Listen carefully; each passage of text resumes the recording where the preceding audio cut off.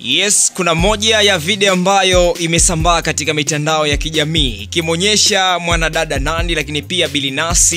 Wawili hawa tunajua kwamba ni mke na mume. Sasa moja ya kitu ambacho kimekuwa cha kiutofauti kabisa kupitia video hiyo ambayo inasambaa ikionyesha wawili hawa wakiwa na vishana pete mbele ya mchungaji. Tunajua kwamba hii ni moja ya video ambayo imepostiwa na mwanadada Nandy kupitia ukurasa wake wa Snapchat, ambayo watu wengi wamekuwa na maoni tofauti, ikiwemo watu wakijiuliza kwamba why imekuwa hivi. Na tunajua kwamba kwa sasa ni takriban mara ya 3 wawili hawa wakivishana pete. Na kumbuka kwamba mara ya kwanza ni pale ambapo walikuwa nafunga ndoa, vitu kama hizo. Lakini pia mara ya pili ni pindi ambapo mwanadada Nandy alipopoteza pete yake katika shughuli zake za kikazi. Moja ya kitu ambacho alikiweka wazi kwa mashabiki lakini pia watu katika mitandao kwamba pete yangu nimepoteza, lakini pia yeyote ambaye atahusika kuweza kuipata pete hiyo ataweza kujipatia zawadi au kiasi cha shilingi milioni 10. Moja ya kitu ambacho binafsi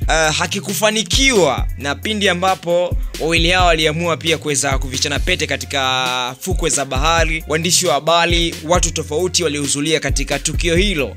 Moja ya kitu ambacho watu walikuwa na maoni tofauti kwamba inakuwaje wawili hawa wavishana pete katika fukwe za bahari, hakuna mchungaji aliyebariki kitu kama hicho. Pengine labda wao binafsi ni moja ya kitu ambacho walikichukua kwa ukubwa zaidi na kuona kabisa kwamba ili jambo mbona limekuwa kiutofauti sana. Na mara ya 3 ndo hii ambayo kupitia ukurasa wa Snapchat wa mwanadada Nandy ameweza kuposti, au imeonekana hivyo kwamba wanavishana pete mbele ya mchungaji. Pengine labda maoni ya mashabiki, maoni ya washikaji kupitia mitandao tofauti waliyabeba kwa uzuri na kuhakikisha kabisa kwamba hebu tuyafanyie kazi.